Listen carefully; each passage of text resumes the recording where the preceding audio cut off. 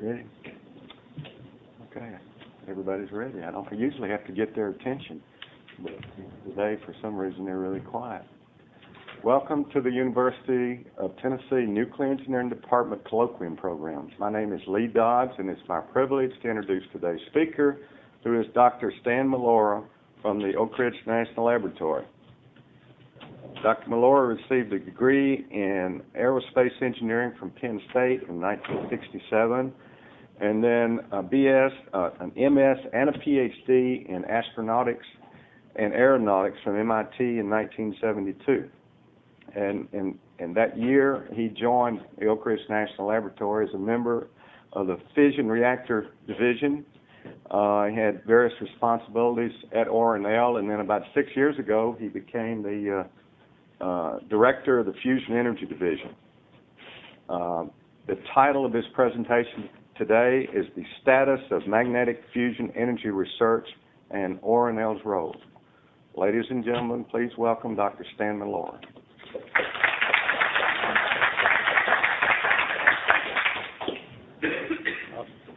Thank you, Lee. It is actually an honor and privilege to be here. I know you've been trying to get me to do this for about 2 or 3 years, and I just haven't been able to find the time with all the administrative duties that I have at the lab. But I think after you hear this talk, you'll be sorry that you were so perseverant. Let's get this thing started. Okay, so this is the outline. I'm going to quickly go through fusion basics, not from the 30,000-foot level, but from the 70,000-foot level. Get down probably to the 30,000-foot level, talk about the status of magnetic fusion energy. There's another type of fusion energy called inertial fusion energy. I'm not going to talk about that at all, but you can ask me questions. I'll go more into detail on describing the status, the mission and plans of the ITER, what we call burning plasma experiment. It's the next step on the way to practical fusion energy. And last but not least, I'll give you a brief overview of the activities that we have in the research program at Oak Ridge and how we fit into the rest of the world's program. Okay, so for basics, you all know what fission is, and you probably all know what fusion is. But let's go here through a review. A fusion is the fusing of two light nuclei to form a heavy nucleus and energy. In this case, we're focusing on the deuterium-tritium cycle. So we have a deuteron and a tritron.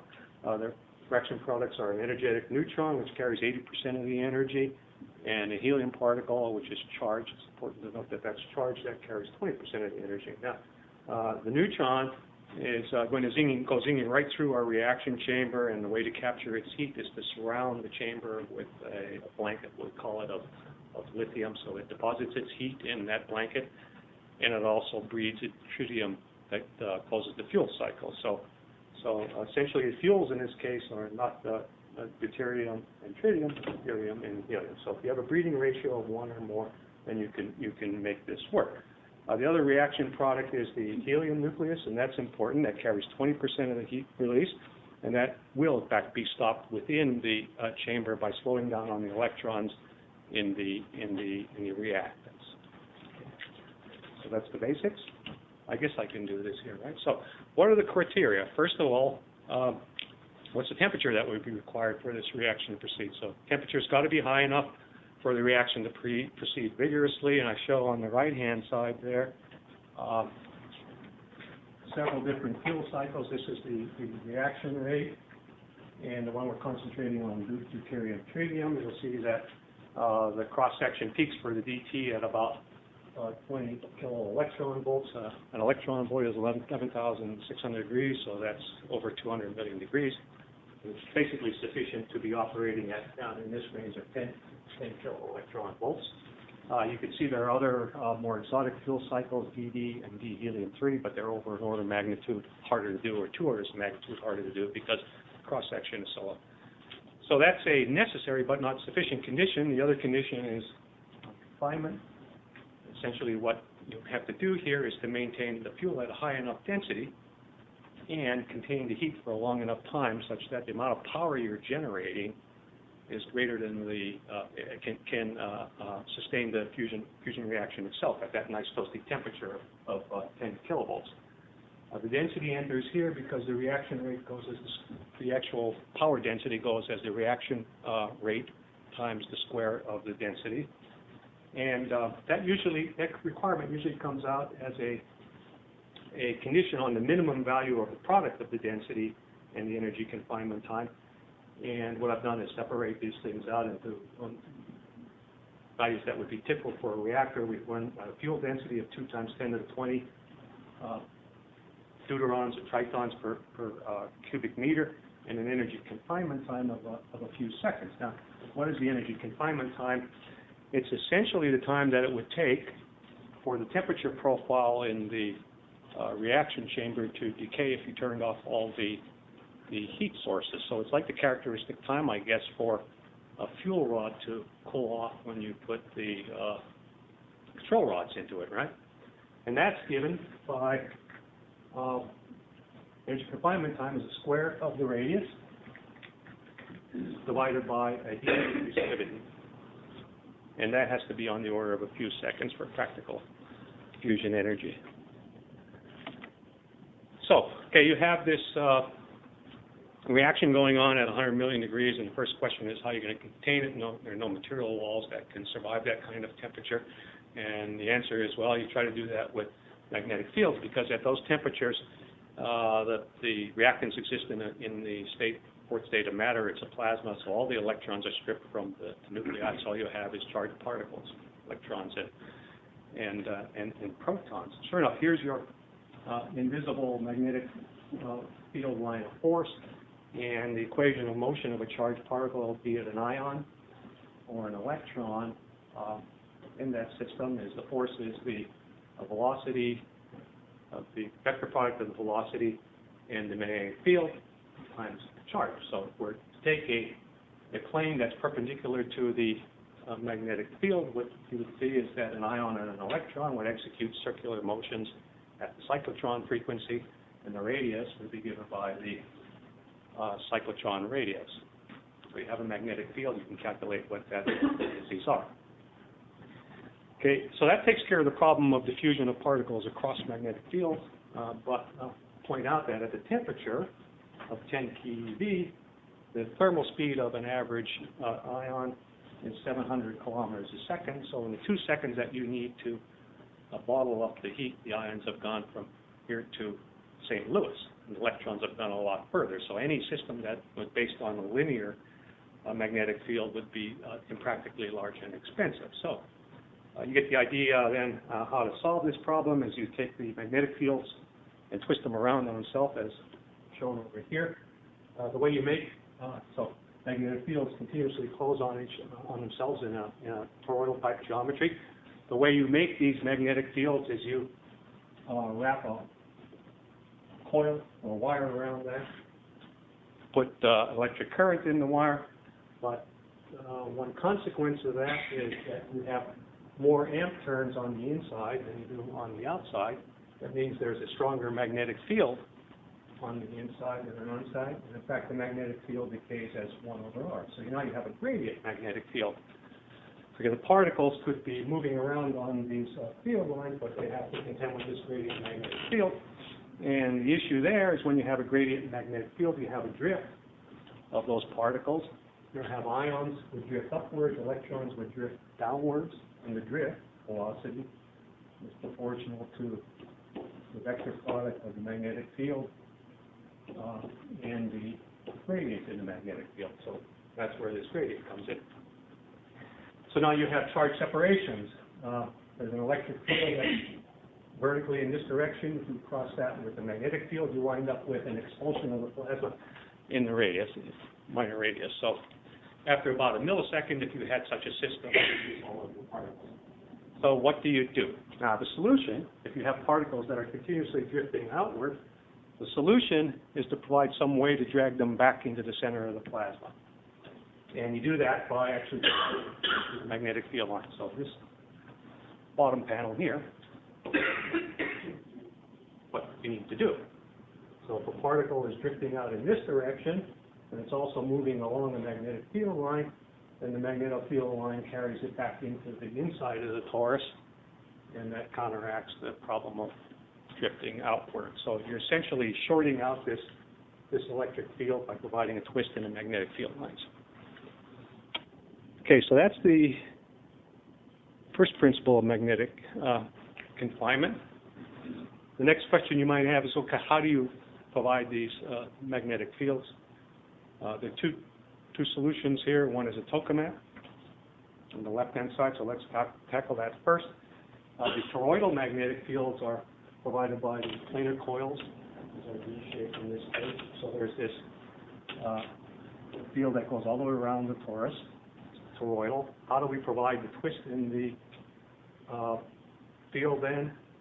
That's done by driving a current in the plasma. So you have a current going in the plasma. If you take the right-hand rule, that gives you a magnetic field in the poloidal direction. So that gives you this helical twist of the magnetic field lines, right?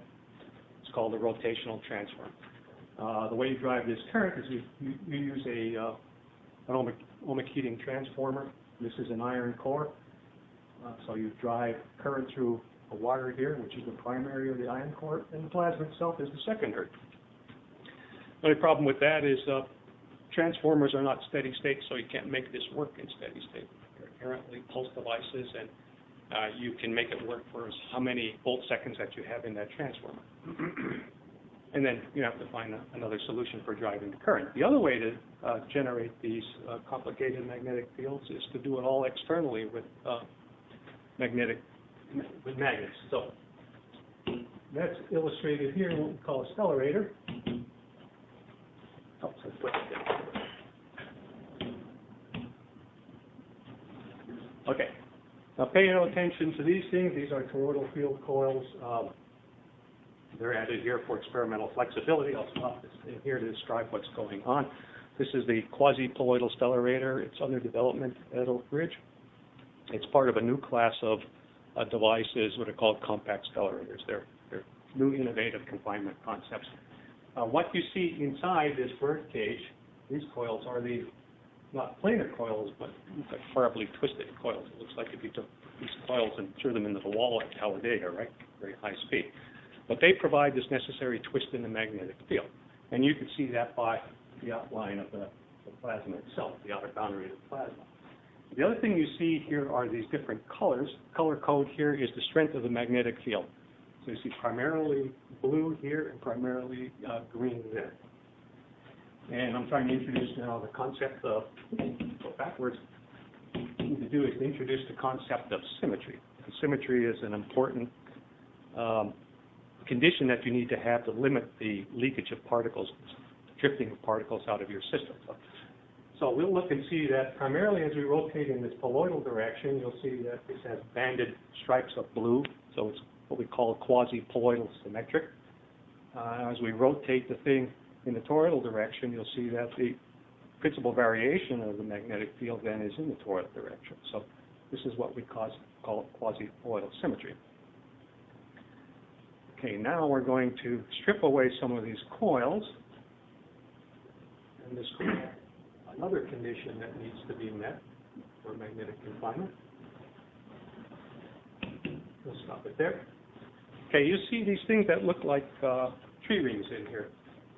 They're actually called magnetic surfaces. What is a magnetic surface? So if we start on one of these magnetic field lines and go around the torus and stop at a particular plane and track where that magnetic field line comes out on that surface, what happens in reality in a well-designed system is the field line will come out here first. And there, oops, that didn't work very well. We can do it again. So it might come out here. As we go around another time, it'll come out there. So as you keep going around the torus in the toroidal direction, you map out the magnetic field lines on one of those magnetic surfaces. That's important because that's a necessary condition for confinement. The magnetic field lines can still have this so-called twist, but that surface doesn't necessarily result in nested surfaces. You can actually have surface exit the machine. And that's hard to do there. So the magnetic surface is important for confining the particles. So you can't do really any much better than that on the magnetics. Now, symmetry. What do we mean by symmetry? It turns out that if you have one axis of symmetry in a magnetic configuration, then you're going to minimize this drifting of the particles caused by the gradient in the magnetic field. And the analogy is, take, for example, the motion of planets around the sun. If you try to work those equations out in Cartesian coordinates, it's a horrible mess. You learn nothing. But if you switch to cylindrical coordinates, you find out, first of all, that you have conserved angular momentum, and time goes away, time disappears, and you have a simple relationship between the radius of the orbit and the energy of the particle. Same thing happens in fusion systems. Tokamaks are toroidally symmetric. We'll go around this machine. All you see is a very small change in the magnetic field. That's called a ripple. This device is poloidally symmetric.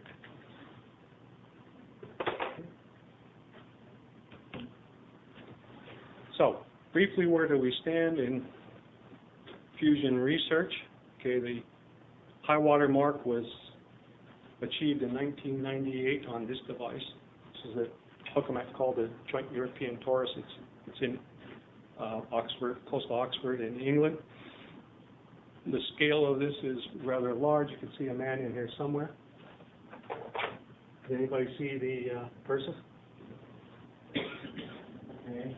A view of the internals of this shows that the plasma chamber is really pretty cavernous. Here's a guy. And the landmark here is this picture frame device over here. It's a radio frequency antenna. The way radio frequency antennas work is they inject high power radio frequency waves, in this case about 4 megawatts, into the torus at the frequency that's resonant with ions at the magnetic field that is in this machine. So that's the way, one of the primary ways in which you heat the plasma. So we look over in this panel and see the inside of the torus one. It's all lit up with plasma. I want to point out this region down here is where it's glowing quite brightly. That's essentially where all the power goes that you put into the plasma. Particles leak out across the plasma. They encounter what's called the last close flux surface. It's a magnetic diverter, so the magnetic fields are configured at the outside of the torus, carry the magnetic field lines down into this region. So the particles that diffuse cross the boundary, then they track and be carried down here, where they encounter high heat transfer coefficient materials. Yeah. So here's the fusion power. This was run with deuterium and tritium. This is the power pulse and input power. The maximum was 26 megawatts of power going into the plasma to heat it. Some of it was in the form of radio frequency heating, and most of it was in the form of injection of energetic neutral particles. The power increases to 15 megawatts. There's a steady increase, however, in the energy in the plasma. So this is not a stationary state. If it were a stationary state, if we took the fusion power and divided by the power that's used to maintain that in the stationary state, then this would have a fusion gain of 1. Okay. The temperatures are shown down here. This is, again, for fairly short pulses. These are about 1.5 second long discharges.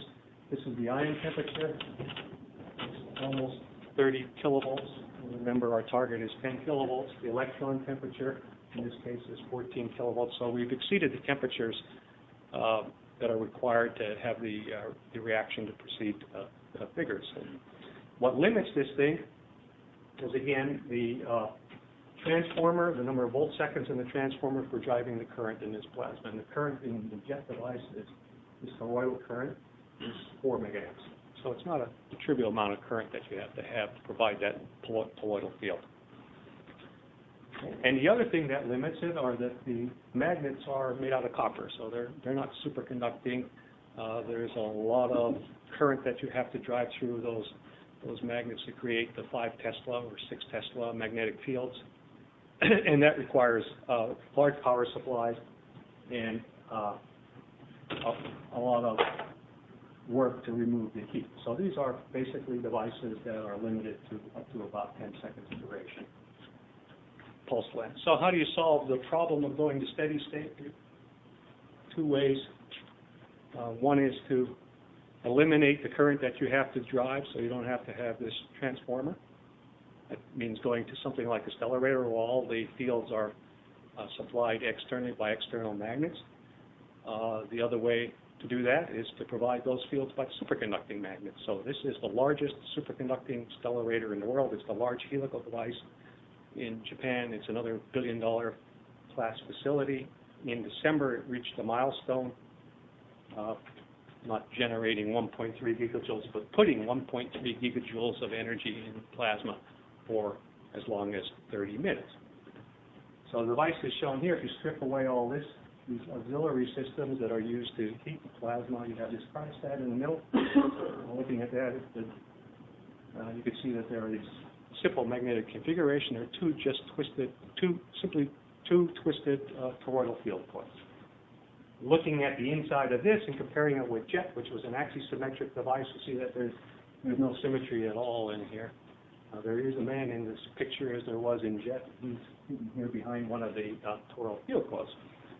The ion cyclotron heating antenna is also shown in here. It's a single strap. It puts in 650 kilowatts of power.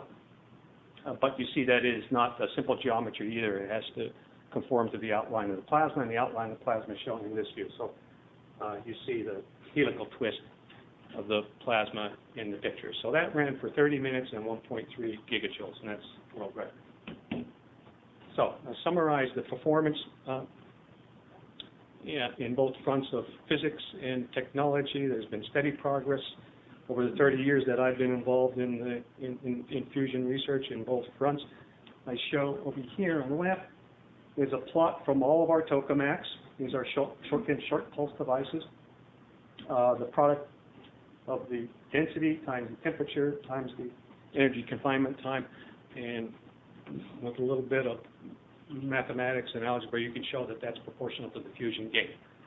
It's not the fusion gain in here because we haven't been at the fusion gains of 100. We only have 1, but it's proportional to it. So you can see that that doubles every 1.8 years, and that beats Moore's law for CPUs, and it's even better than the progress in accelerator technology. So that's the physics. Over here is the technology that is trying to get facilities to operate with high power and for long periods of time. Again, there's the LHD point.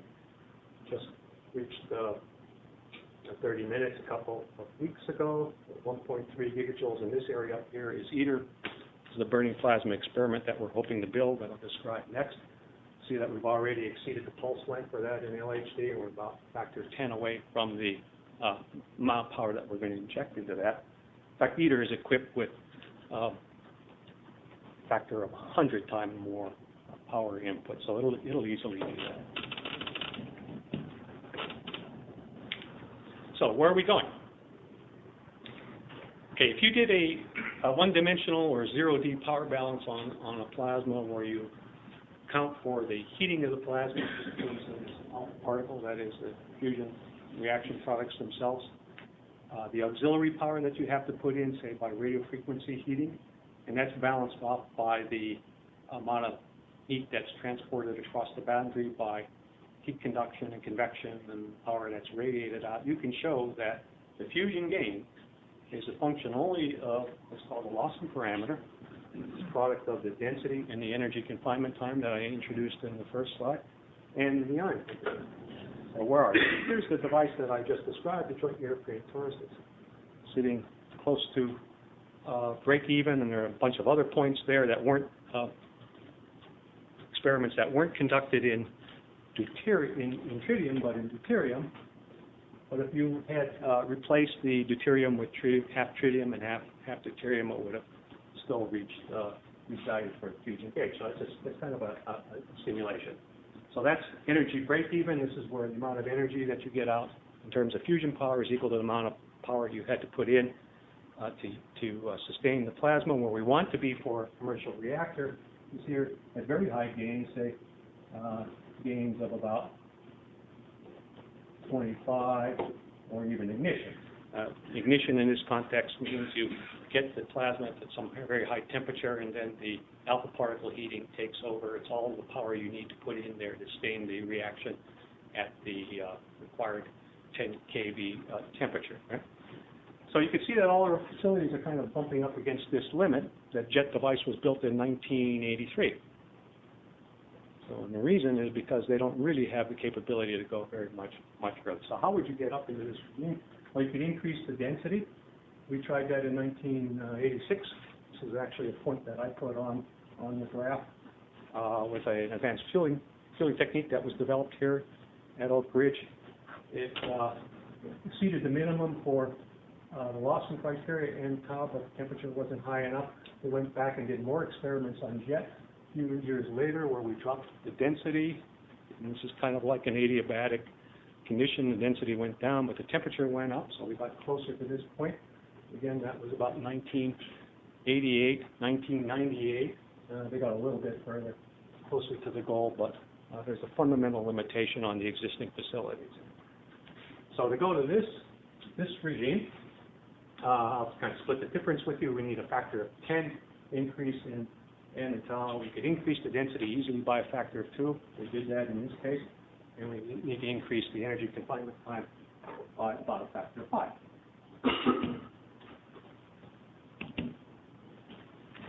Let's do it that way. So, concentrate on the right-hand side here. This is the database from 13 tokamaks worldwide, starting off with these very little things called compass and then progressing up to jet. Okay, so compass points are down here somewhere in the triangles, inverted triangles. The jet points, the largest tokamak in the world, are the red diamonds. And you can see that the measured confinement time agrees very well with the predicted confinement time, and the predicted confinement time scales, lo and behold, E down here. It scales essentially the way that we described it in the first one or two view graphs, namely it goes as the square of the plasma radius divided by some kind of thermal diffusivity. In this case, the thermal diffusivity is called the Bohm diffusivity. It's just proportional to the temperature of the plasma divided by the magnetic field. And there are a couple of other things in here. These are all dimensionless parameters. Nu star is a dimensionless collision frequency. Beta is the dimensionless pressure. You can see that the exponents there are very, very small, so there's not going to be much dependence of the energy confinement time on those. The major contribution comes from the radius, the plasma radius. It goes as A squared. And in fact, we get another bite at the apple here because you see this parameter, rho star, 1 over rho star in the expression, where rho star is, again, the ion cyclotron radius, which we can calculate from the temperature in the magnetic field divided by A. So it could go as high. Energy confinement scaling could be anything from the square of the radius up to the cube of the radius. So if we double the radius over the values achieved on jet, then you can see jump up to this point, which is 4 or 5 seconds of energy confinement. So again, it's acting as though I have that pen in my hand. It's not. It's not in there is one empty. Oh, does it go in here? Yes. I see. It has the light on there. Okay, I figured that out. So let's talk about ITER.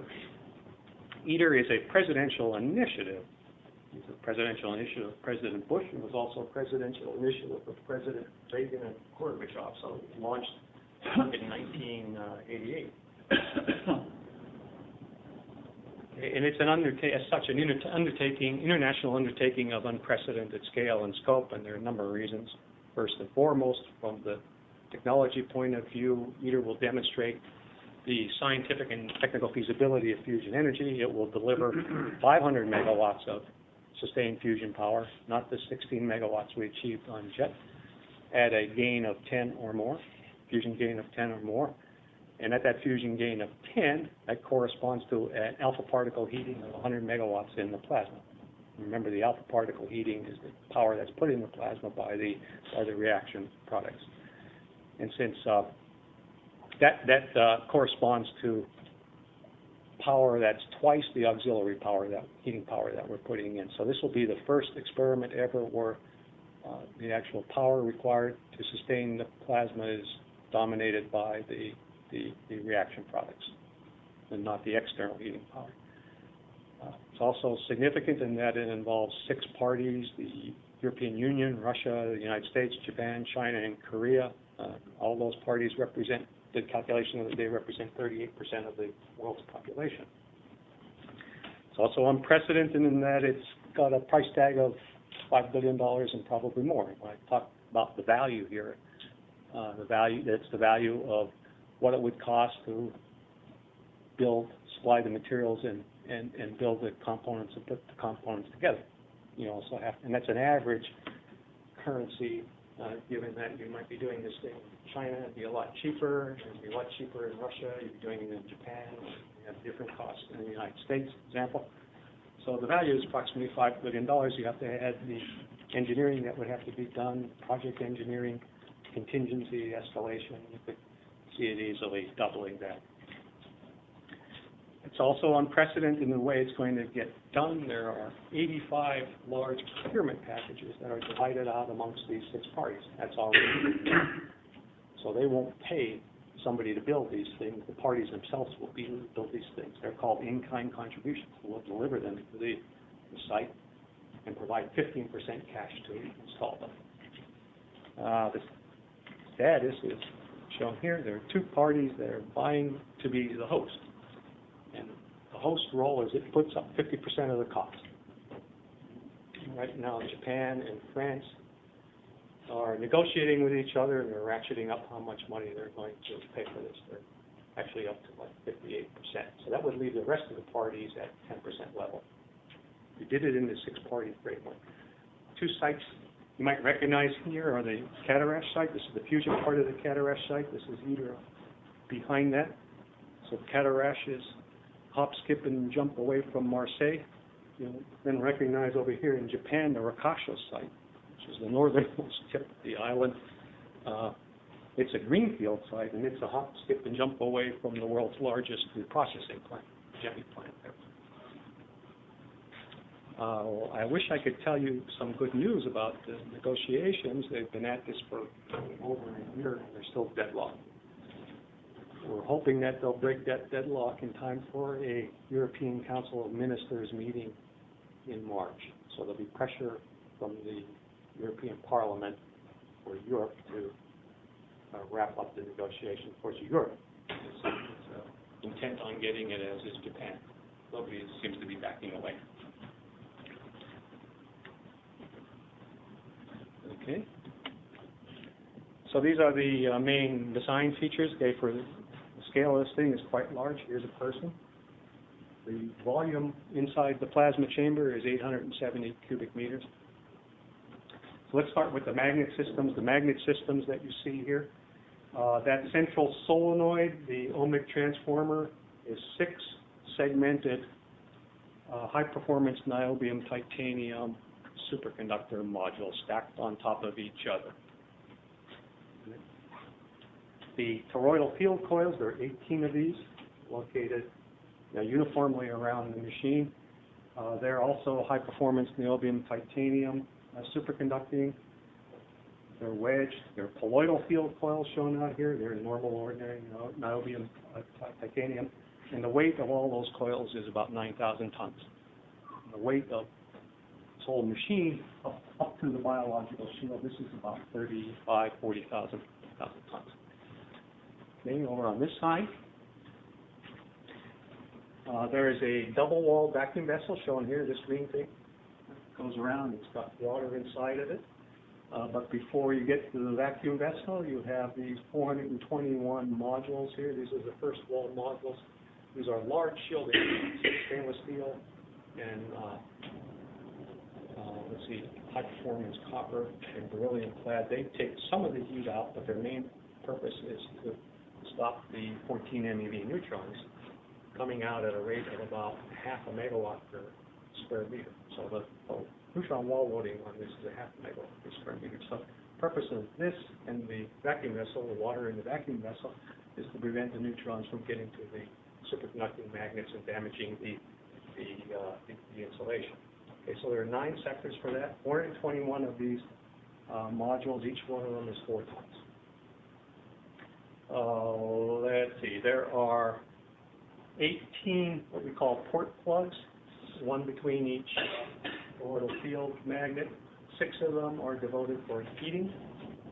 There are several different flavors of heating and total power available to heat this plasma to fusion conditions. There's about 73 megawatts, so this thing will have 73 megawatts of power going into it.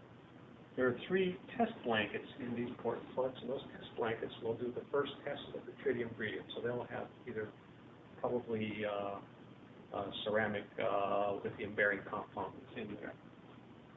There are also 6 of these port plugs that are dedicated, 6 or 7 port plugs that would be dedicated to the diagnostics. And an important one is this, called the IC heating port that's shown here. This is probably going to be one of the responsibilities of bridge. So that again is a radio frequency antenna that provides power into the machine anywhere from 40 to 55 megahertz, very comparable to broadcast frequencies, but the power we're going to put into that is 20 megawatts. So 20 of the 73 megawatts will come in that flavor. This is the diverter.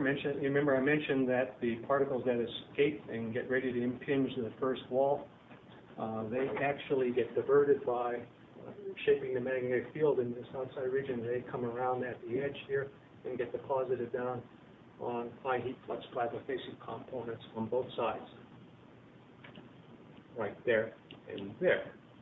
There are 54 of those cassettes. There's about 87 megawatts of power that gets dumped on those 54 cassettes. And they use, Mark, you'll be interested, they use swirl tube to take that out. Something they did learn from Roy Gamble, right? At a heat flux of up to 2 kilowatts per square centimeter.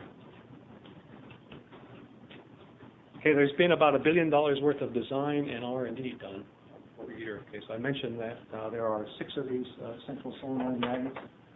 This is one of them. It's a test site in Naka, Japan. Here's a person. The U.S. had responsibility for 2/3 of that. This thing will go from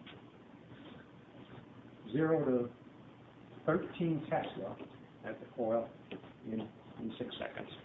So that's how you drive that current. You drive a very large magnetic field around the torus or in the core of the torus, and you ramp it up in a very short period of time.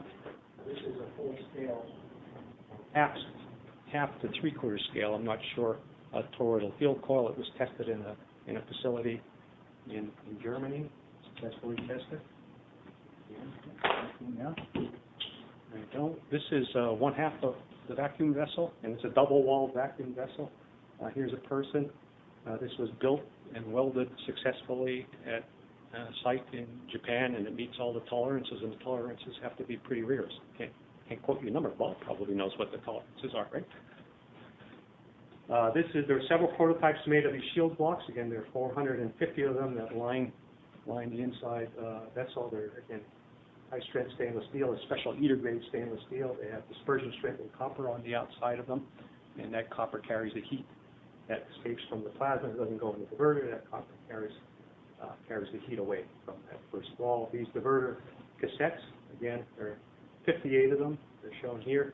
The high heat flux components would be arranged here and on this side, both sides of that, and they sit in the bottom of the vacuum vessel and all the way around the machine. So, and there have been 2 remote handling facilities built in Europe, one to handle putting these things in and out of the forest and work on a rail system, so they can actually take those out and do maintenance on them.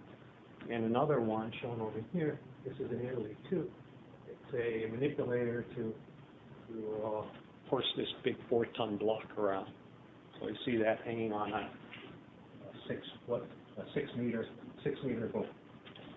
I think that's.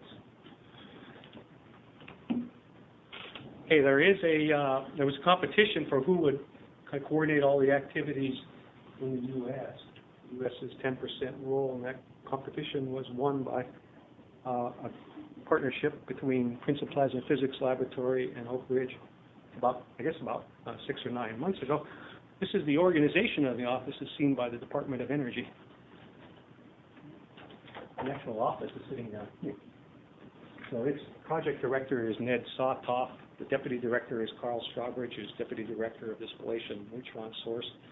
Some of you may know Brad Nelson. Brad Nelson is WBS manager for design integration. We'll have responsibility for putting all the pieces together, making sure all of the CAD drawings are up to date and they meet the specifications of or the interfaces rather with the international team. The international team is shown over here, the your organization. There's a oversight committee. I'm a member of that. Jeff Wadsworth, the director of ORNL, and Bill Madia, who heads up the DOE sector for UT Battelle. Okay, that reports to me. The office reports to myself, as director of Fusion Energy Division. Rob Goldston, who is director of the Princeton Plasma Physics Laboratory. Okay, this shows the in-kind contributions that the U.S.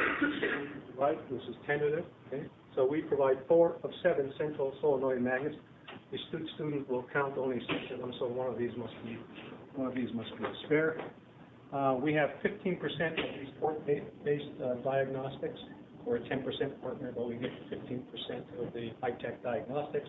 And the U.S. position in the negotiation is to go after all of the high-tech stuff. We're very successful in that. There's some mundane things like steady-state power supplies. You just buy those.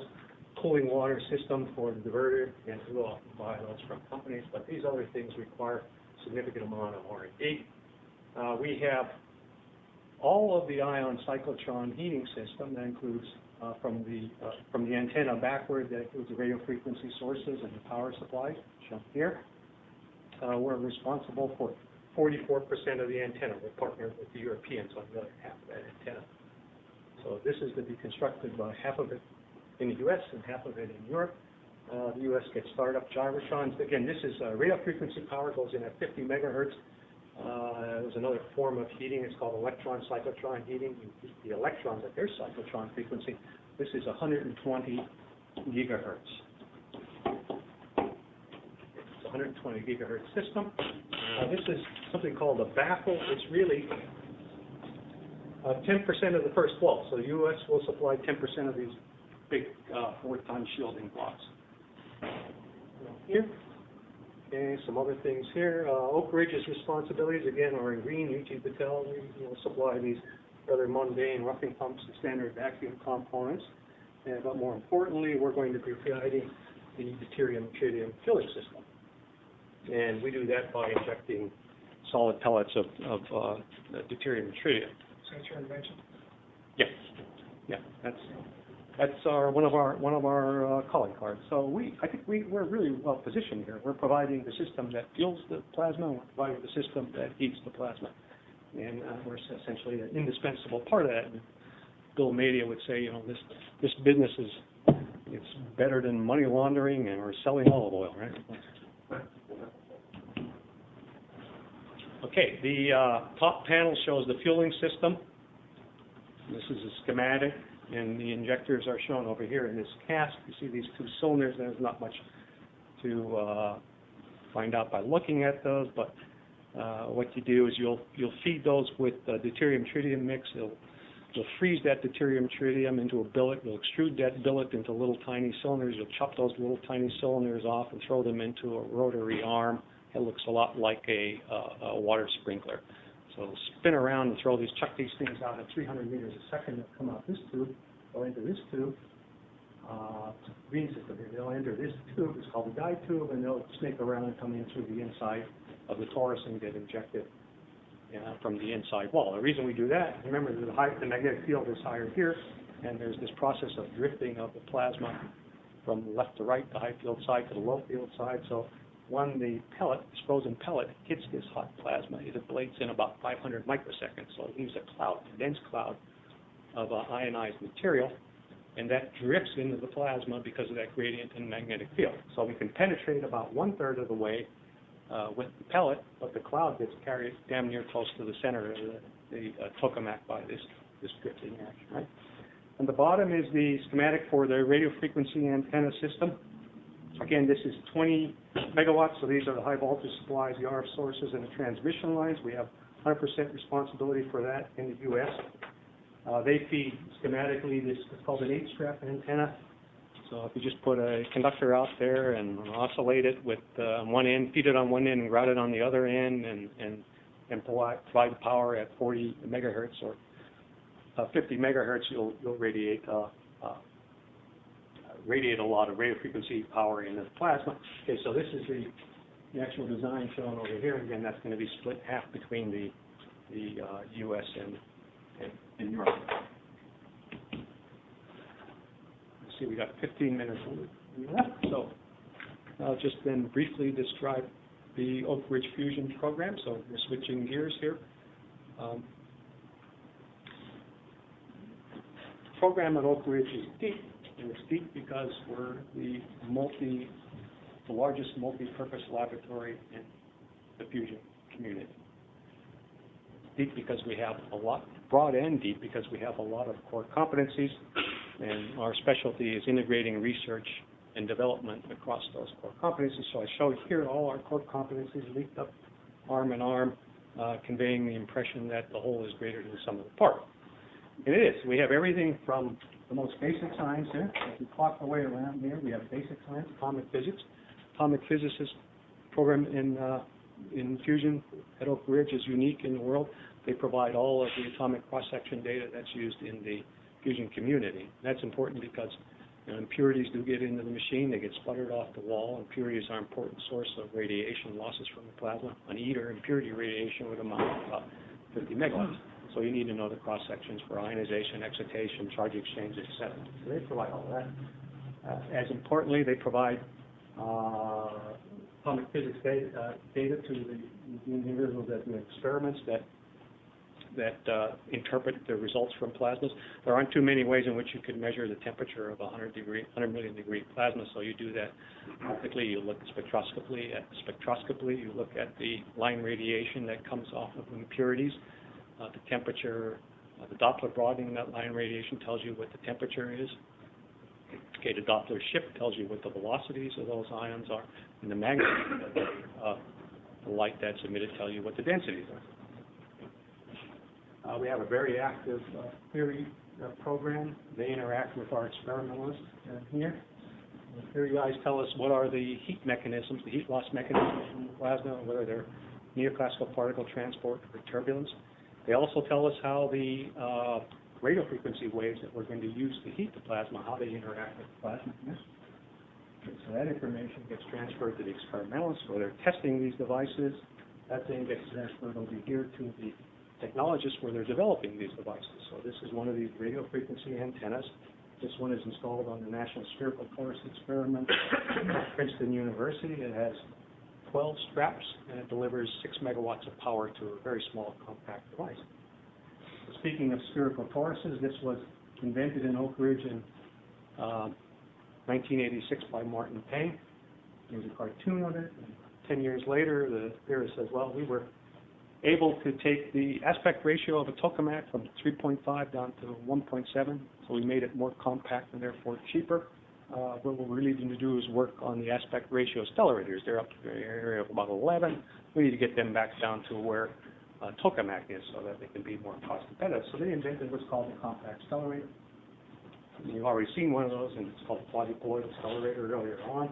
Engineers take those physics results and make devices out of them. So these two devices were designed by Brad Nelson and his small band of engineers.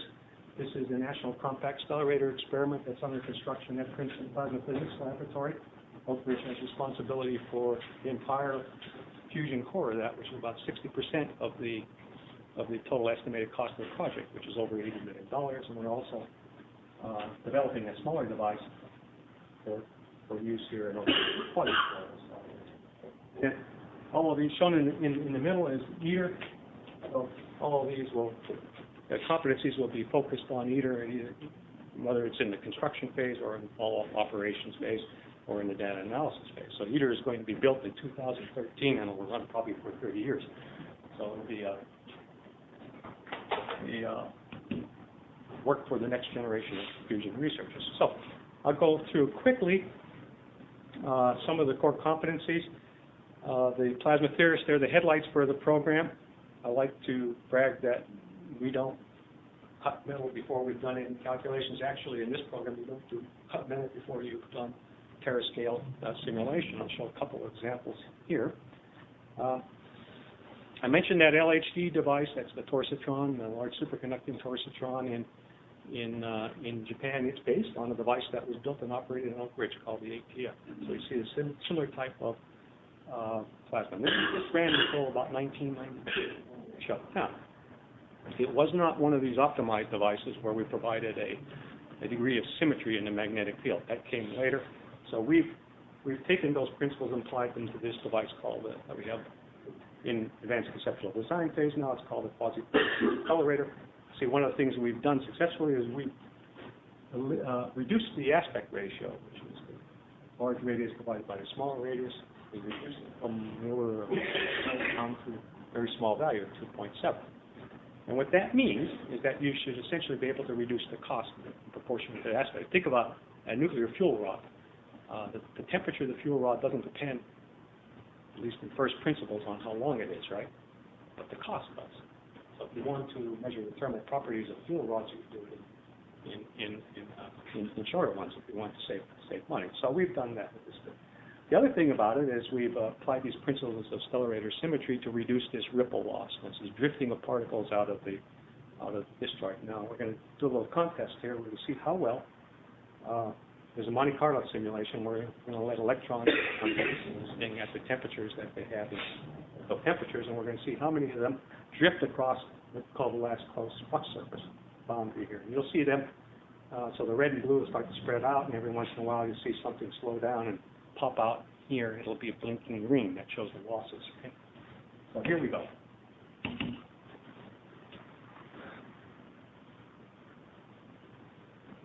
So you see a lot of these things rolling around in the boundary here. They're going to be lost particles in ATF. Again, this is circa 1992.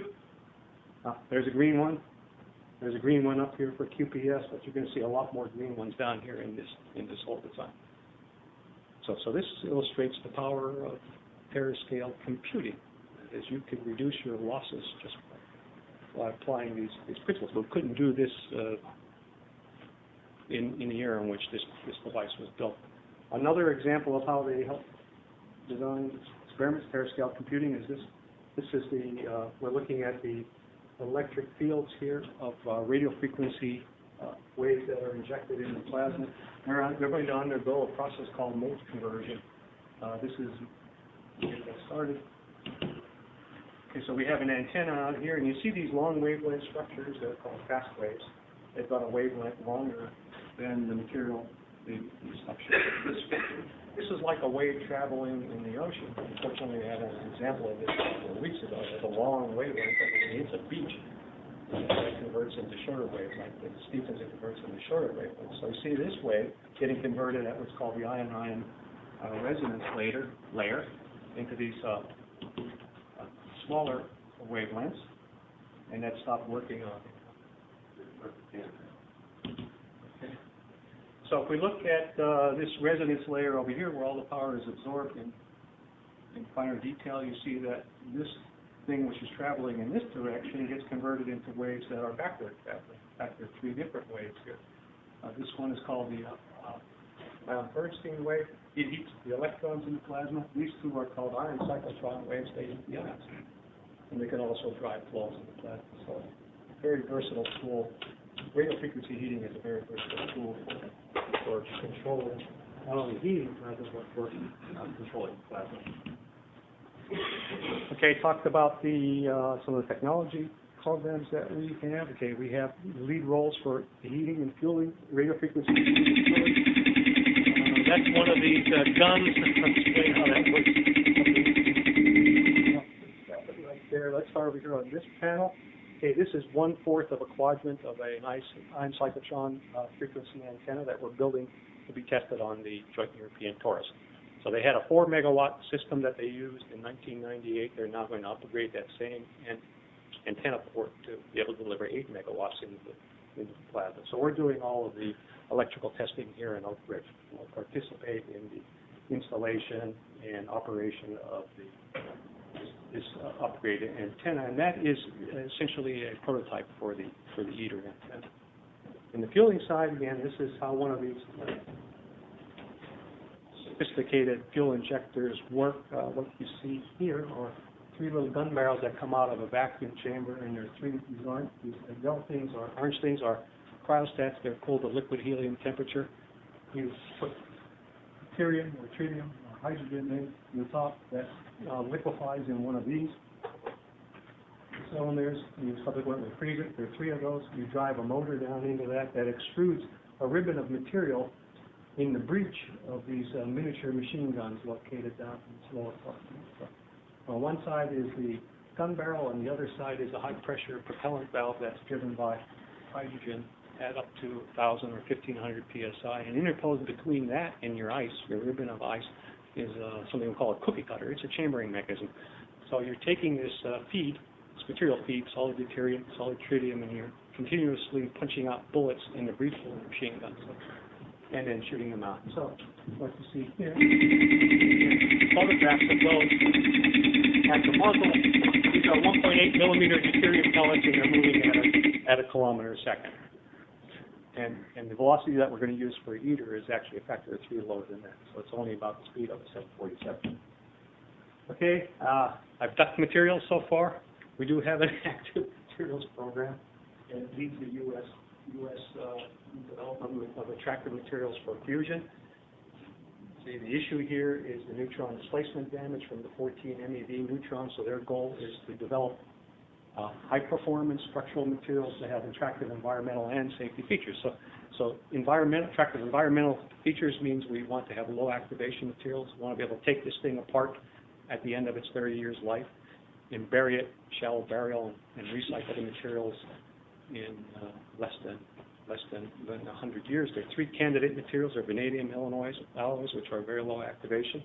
They're low activation ferritic steels, which we're developing with the Japanese. They're also low activation. And there's exotic materials like silicon carbide composites. So you see here an electron microscope, scanning microscope view of a silicon carbide composite material. This is the actual fiber. This is the interface, and this is not a very good example of it. This is the matrix material. So you start off with your best guess at what the best material is going to be. You take that, it's a 3-step process. You put it in HYPER and radiate it for about a year to about 10 displacements per atom. And then after that, you take measurements, and you can see here the significant progress that's been made over the years. This has been irradiated 1 dPa in HYPER, and there are 3 generations of this. So every 3 years, you introduce a new material.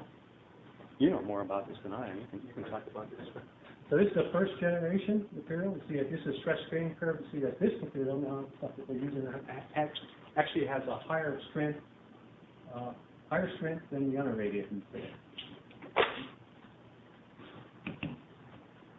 Okay, so I'll talk again about the compact stellarators. This shows what we're trying to do to the compact stellar. We're trying to make a hybrid device that has characteristics of the tokamak.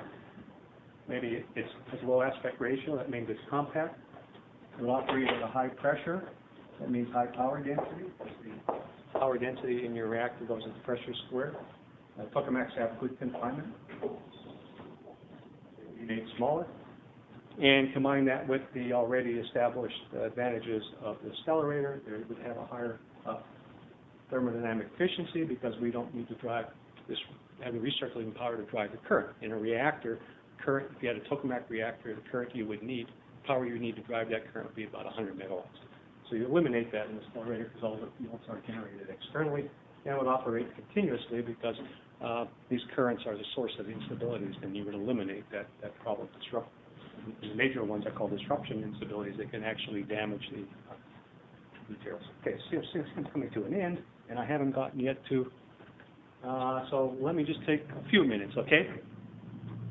Okay, so what we've been able to do, this is the superconducting stellarator in Germany. It's a $1 billion device. It looks a lot like QPS in its magnetic configuration. It has an aspect ratio of 7. QPS has an aspect ratio of 2.7.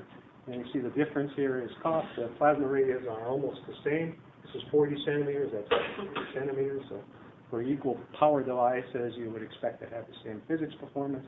The difference is that this one has 50 magnetic coils, and that one has only 20 magnetic coils. And this was, the W7X device was designed some years ago. There are two of these under development. We call this a Twisted Sister Act. This one is for Princeton Plasma Physics Laboratory. Again, ORNL is responsible for the WBS managers for designing the stellarator core. This is an axisymmetric stellarator, and this one here, the QPS device, is quasi-Boyle symmetric. And you see that one of the partners here is not PPPL, but also University of Tennessee. And what University of Tennessee is going to do for us, the folks in MABE, Maduker, and Arnold Lens, right, are to take these winding forms. These are called stellarator winding forms. They're large castings. There are like 20 of these to make the complete machine. Each half of these weigh about 14 tons, so they're going to be 14 on this side and 14 on that side. What we're going to do at UT is to wind these copper coils on those forms. So there's a bunch of R&D that's being done over in what's called the UT Magnet Development Laboratory over off Dutchtown Road. So we're, as I understand it, Bob, we're doing some test windings of coils, trying to learn how to do this. These coils have to be wound, they have to be epoxied, they have to be canned before they can be finished.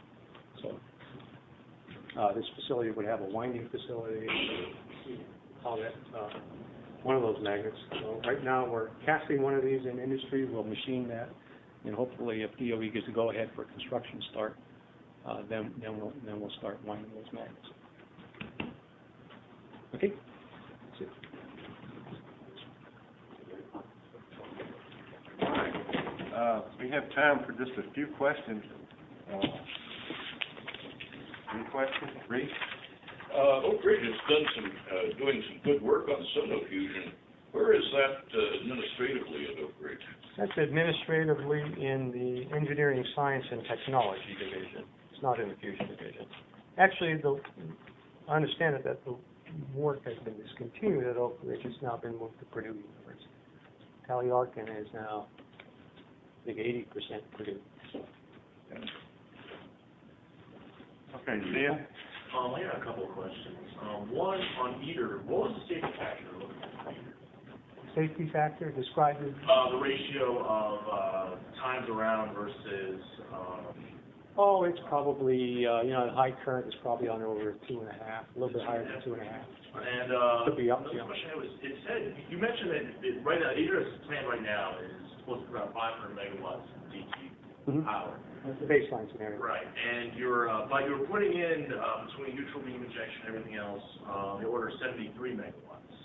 That's the capability. That gets it up to... Up to some... That's you don't have to use all that. Yeah, there's plenty of margin. You'll actually put in 50 megawatts or 40 megawatts continuously. Right. Also, on the ITER schematic, you mentioned the tritium plant. I'm curious, where in the ITER design you put a lithium plant? There would be test ports fitting in those port plugs that I showed where the ion cyclotron system is. 3 of those would be reserved for tritium test blankets. Okay. Zia had a question in the back. My question is about the ITER machine. For a prototype reactor, it seems that would be a pretty expensive machine. Yeah. So my question is that why didn't they, the designers, opt for a low aspect ratio machine in which you have a higher beta value and therefore better confinement? Good question. I don't know if I can even answer that. There were no low aspect ratio machines at the time we started designing ITER.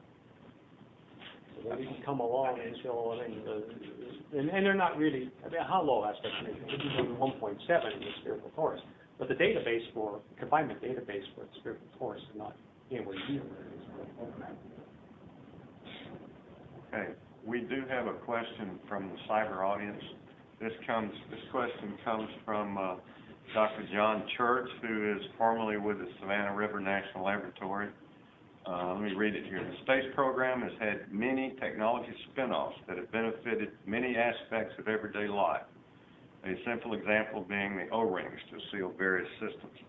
Fusion research has been underway for about 40 years, during which time fusion has produced no net energy. However, it seems possible that there may have been some developments that have enabled some technology transfer to improve everyday engineering systems, somewhat analogous to NASA's space program. Can you identify any such examples? Superconducting magnets. Superconducting magnets. Plasma processing system, 30% of all the steps used to make microelectronics chips use plasma. So, Okay. Reese can name a lot more of those. Yeah. We'll do one more question, then that's it. Okay, I guess one of the most important that I'm thinking about is the use of silicon carbide composites on there. Now, I was curious, especially in some of the radiation experiments you guys done, have you guys seen any anisotropic swelling of the silicon carbide composites under the radiation sample? I need to give you the telephone number of Steve Zinkel to answer that one. Maybe Martin knows that. I tend to be a little pessimistic on this, that they've gone to less than 10 dPa, Yeah. the irradiation, and things look good, but you have to go to 200 dPa. Yeah. So there's a lot of ground to be covered still. I agree. Okay. We do, again, this week we have a few new faces in the audience, and therefore you may not know that we do have a reception immediately following this presentation. It's downstairs on the second floor, and everyone is invited, and Dr. Milora will be down there to answer more questions one-on-one. So before we adjourn to the reception, let's express our appreciation again to Dr. Milora for his